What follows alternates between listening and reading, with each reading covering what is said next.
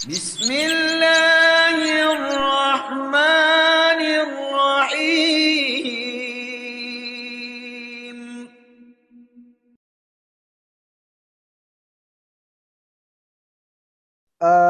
Bagaimana kita menghadapi ini penuh dengan masalah ya. Allah sudah menyebutkannya dalam surat dalam surat Al-Balad. Laqad khalaqnal insana fi kabad. Fi kabad. Sungguh telah kami ciptakan manusia dalam keadaan menghadapi banyak sekali kesulitan dalam kehidupannya. Ya, sehingga memang orang sering mengatakan hidup itu adalah perjuangan memang.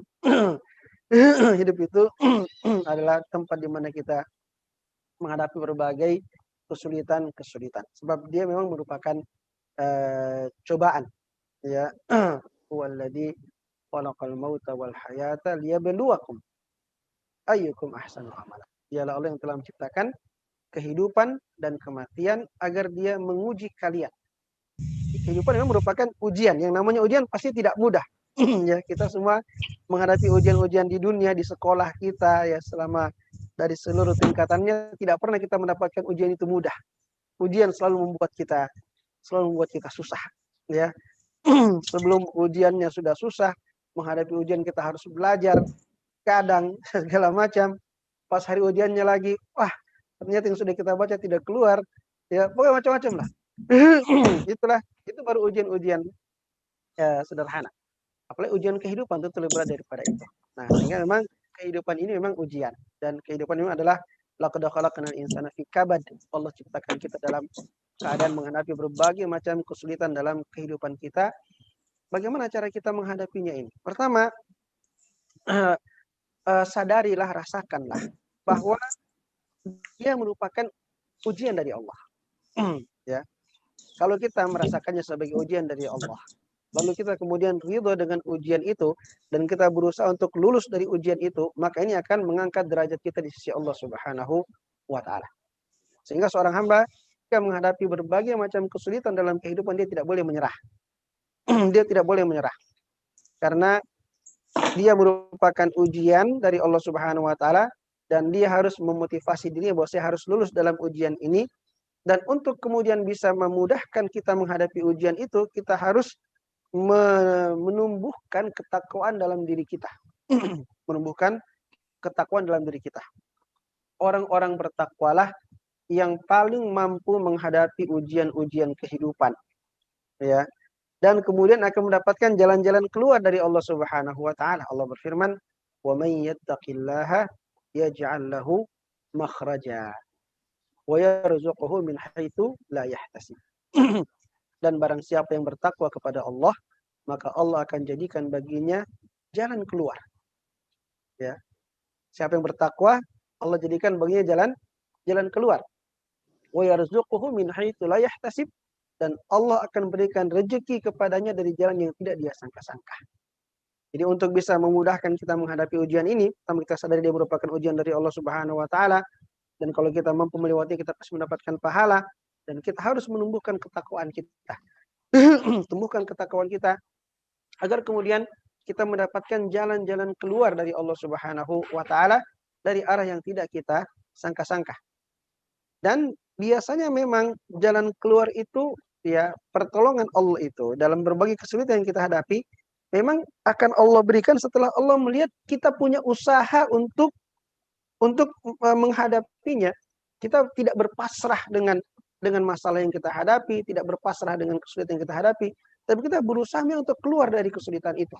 Allah ingin melihat usaha kita. Ya, bagaimana usaha kita? Maka ketika manusia sampai pada usaha yang besar untuk kemudian keluar dari kesulitannya, biasanya disitulah datang pertolongan Allah Subhanahu wa Ta'ala. Lihatlah Nabi Ibrahim ketika dia dibakar di api yang besar, ya kan?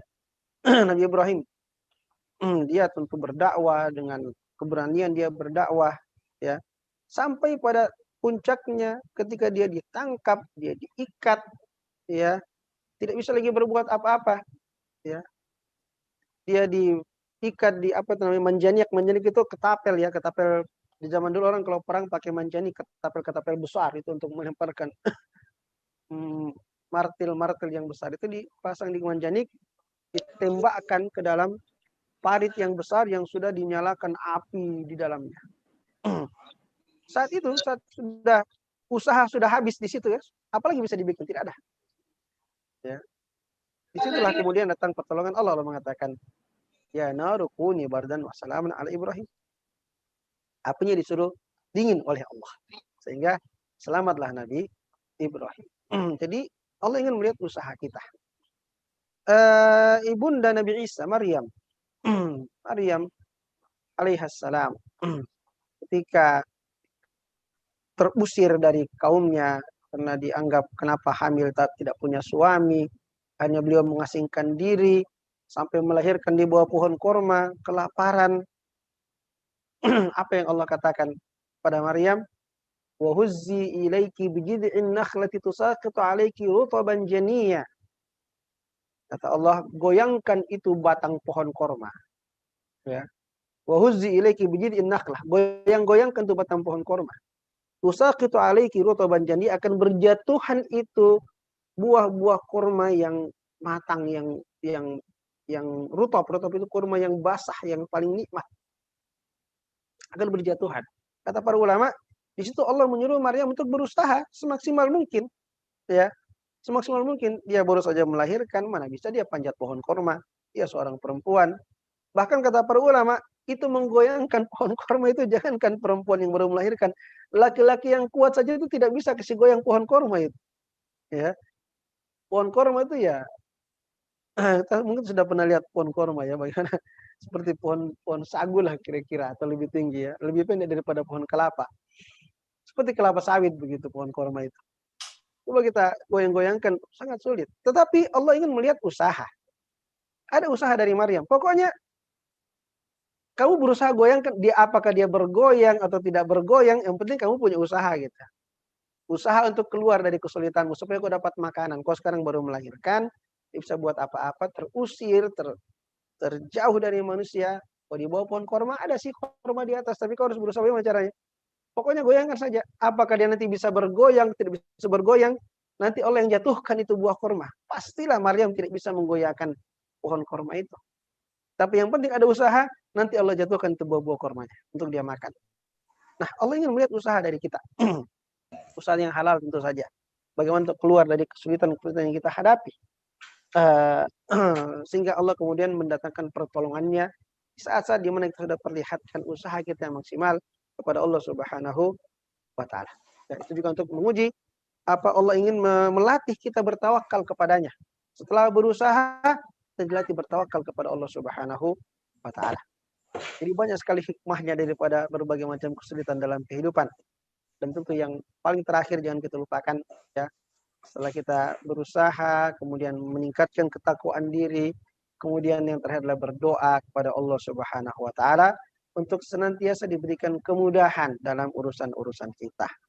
Ya, berdoalah kepada Allah Subhanahu wa Ta'ala karena Dialah yang bisa memberikan kemudahan dalam urusan-urusan kita, memberikan jalan keluar dari segala kesulitan yang kita hadapi. Dalam hadis qudsi dikatakan ana inda dhanni 'abdi bi. Aku ini sesuai dengan persangkaan hambaku kepada. Maka berprasangka baiklah kepada Allah bahwa Allah pasti akan memberikan jalan keluar kepada kita. Ya, kalau kita berprasangka baik, maka insyaallah semua kesulitan pasti akan bisa kita hadapi ya, dengan kesabaran yang Allah berikan dan dengan jalan keluar yang insyaallah akan diberikan kepada kita. Wallahu ta'ala. Alhamdulillahi Rabbil Alamin.